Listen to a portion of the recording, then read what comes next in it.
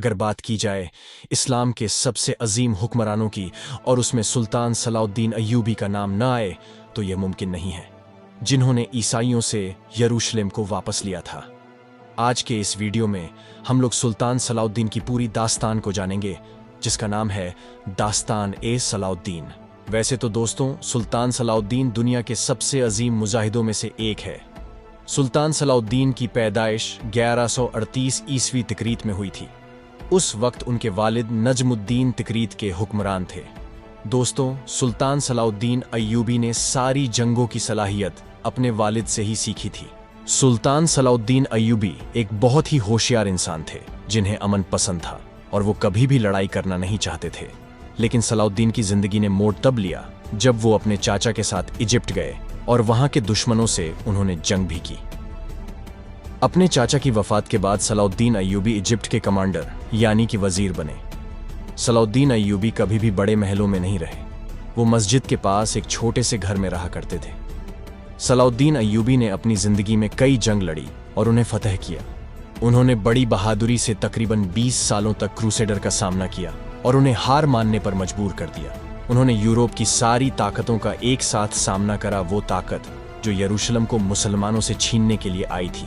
दोस्तों, इतिहासकार क्रूसेडर को तारीख की सबसे लंबी जंग में से एक जंग मानते हैं। साथ ही साथ ये वो जंग भी थी जिसमें बहुत ज्यादा खून बहा था। काफी मशक्कत के बाद ईसाइयों ने दोबारा से यरूशलेम पर कब्जा कर लिया। मैं इतनी दफा क्रूसेडर का नाम ले चुका हूं। आप सोच रहे होंगे कि क्रूसेडर था क्या। दोस्तों, क्रूसेडर का मतलब है मजहब की लड़ाई। ये जंग सिर्फ एक शहर के लिए लड़ी गई थी, यरूशलेम, जो कि तीनों ही मजहब यहूदी, ईसाई और इस्लाम में एक अहम मुकाम रखता है। ईसाइयों के लिए वो जगह है जहां पर ईसा अलैहिस्सलाम ने अपने दीन को फैलाया था। मुसलमानों के लिए ये जगह इसलिए जरूरी है क्योंकि इस शहर से हमारे नबी प्यारे आका मिराज के सफर पर गए थे। 15 जुलाई सन 1099। ये इस्लाम की तारीख का एक अंधेरे से भरा दिन था, क्योंकि हजरत उमर के यरूशलेम को फतह करने के 462 साल बाद यरूशलेम फिर से ईसाइयों के कब्जे में जा चुका था। इस दिन मुसलमानों पर इतने जुल्म हुआ थे जिसका तस्करा भी नहीं किया जा सकता है। इस दिन तकरीबन 70,000 मुसलमानों को शहीद किया गया। सड़कों पर इतना खून था कि घोड़े चल नहीं पा रहे थे, वो फिसल जा रहे थे। पूरे शहर में कई सारी मस्जिदों को तोड़ा गया। सिर्फ मुसलमान ही नहीं, ईसाइयों को भी इससे नुकसान हुआ। वो ईसाई जिनका कल्चर ग्रीक, जॉर्जियन, आर्मेनियन था, उन पर कैथोलिक चर्च का कल्चर थोपा जाने लगा। ये खबर सुनकर कि मुसलमानों की तीसरी मुकद्दस जगह मुसलमानों के हाथ से निकल गई है, उसने पूरी दुनिया के मुसलमानों को हैरानी में डाल दिया था। अब्बासी खिलाफत के पास इतनी ताकत नहीं थी कि वो क्रूसेडर का सामना कर सके। यरूशलेम के अलावा क्रूसेडर ने कई और शहरों पर अपना कब्जा जमा लिया। मेडिटेरियन कोस्ट के पास 4 क्रूसेडर सल्तनत ने अपनी हुकूमत कायम कर ली। लेकिन इन क्रूसेडर का सामना सल्जोकियों से भी हुआ, जिन्होंने इन्हें पीछे हटने पर मजबूर कर दिया। और सल्जोकी जो कि बहुत खतरनाक थे। सल्जोकियों जिन्होंने क्रूसेडर को बेहद बुरी तरह तबाह कर दिया और न जाने कितने क्रूसेड के सिपाही इसमें मारे गए। इसके बाद हमारी कहानी में सलाहुद्दीन अय्यूबी आते हैं। बचपन से ही बड़े होशियार और बहादुर किस्म के इंसान थे। उन्होंने अपने वक्त के बेहतरीन इस्लामिक स्कॉलर से अपनी तरबियत हासिल की। अगर देखा जाए तो शुरुआत में सलाहुद्दीन अय्यूबी का मन इस्लामिक स्टडीज और पढ़ाई में ज्यादा लगता था, लेकिन उनके चाचा ने उन्हें इजिप्ट भेज दिया। इस वक्त सलाहुद्दीन अय्यूबी बेहद जवान थे। जब 1169 में सलाहुद्दीन अय्यूबी ने इजिप्ट में वजीर की गद्दी को संभाला तो उनकी मजहबी तालीमात ने उनकी गवर्नमेंट पॉलिसीज को बहुत मुतासिर किया। लेकिन एक शख्स जिसे सलाहुद्दीन अय्यूबी की बढ़ती ताकत पसंद नहीं आ रही थी, वो थे नूरुद्दीन जंगी, जो कि शाम में थे। इजिप्ट और शाम के लोगों को लगने लगा था कि इन दोनों के बीच जंग होना तय है। लेकिन ऐसा नहीं हुआ और 1174 में नूरुद्दीन जंगी बीमारी के चलते वफात पा जाते हैं, जिसके बाद सलाहुद्दीन अय्यूबी की हुकूमत इजिप्ट के साथ साथ सीरिया पर भी कायम हो जाती है। मुसलमानों की जमीन जो अलग अलग थी, उसे सलाहुद्दीन अय्यूबी ने फिर से एक कर दिया और क्रूसेडर की यरूशलेम की सल्तनत एक मजबूत इस्लामिक रियासत से घिर चुकी थी।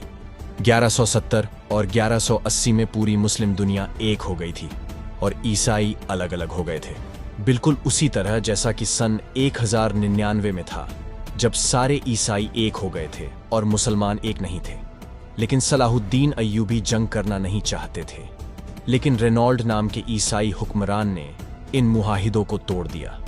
उसने कई सारे मुसलमानों का खून बहाया, यहां तक कि वह मक्का पर हमला करने की तैयारी करने लगा।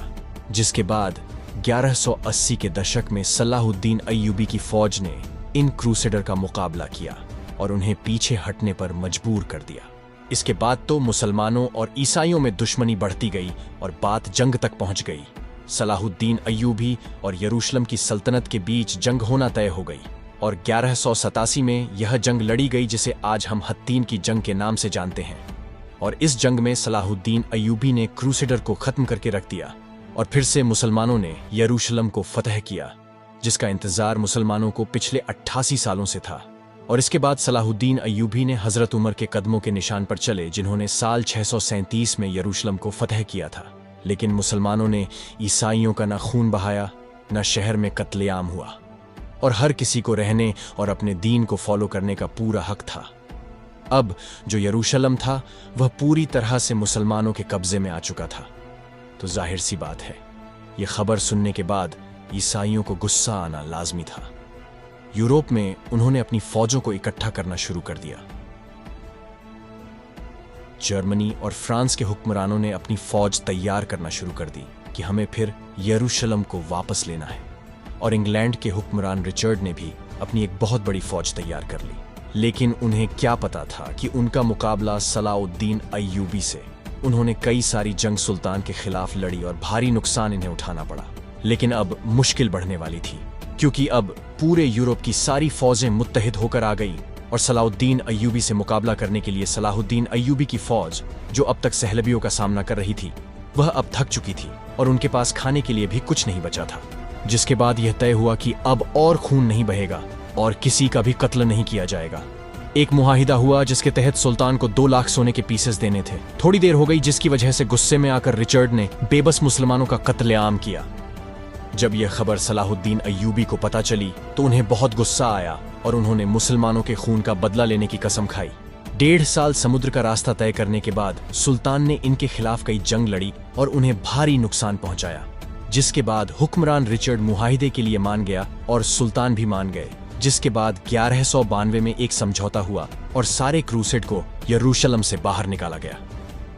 इन्हीं के लिए अल्फाज फरमाए मौलाना गुलाम सिमनानी साहब ने कि जिस कौम की बच्चियां नाच गाने को अपना शौक बना लें, उस कौम से नाचने गाने वाले ही पैदा होंगे।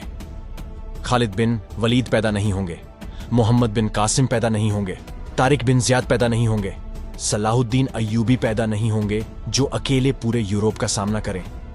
आपको पता है, 7 दिन की जंग में तकरीबन 7 सल्तनत सलाहुद्दीन के खिलाफ आ गई थीं। पूरा यूरोप एक तरफ था, पूरा यूरोप उनके खिलाफ था और इधर तन्हा सलाहुद्दीन थे। इसके बावजूद उन्होंने उसमें इकट्ठा यूरोप को शिकस्त दी। रेनॉल्ड एक बादशाह था जिसने हज पर जाने वाले काफिले पर हमला किया और हाजियों को कैद कर लिया और कहने लगा कि बुलाओ आपने मोहम्मद को। तो जब हत्तीन की जंग हुई है, उसके बाद बड़े बड़े बादशाहों को मुसलमानों के हाथों कैद किया गया, जिसमें रेनॉल्ड भी था। तकरीबन 12 बादशाह कैद हुए हैं और सब प्यास की शिद्दत से तड़प रहे थे। सलाहुद्दीन अय्यूबी ने सबको पानी पिलाया, रेनॉल्ड को नहीं पिलाया। तो उनमें से एक जो हुक्मरान था, उसने अपने में से थोड़ा सा पानी बचाकर रेनॉल्ड को दे दिया। तो सलाहुद्दीन अय्यूबी ने कहा कि ये पानी तुम पिला रहे हो, मैं नहीं पिला रहा हूं, क्योंकि इस्लाम में जब आप पानी पिलाते हैं तो अमन की निशानी होती है। रेनॉल्ड को इस्लाम की दावत दी गई, लेकिन उसने इनकार कर दिया।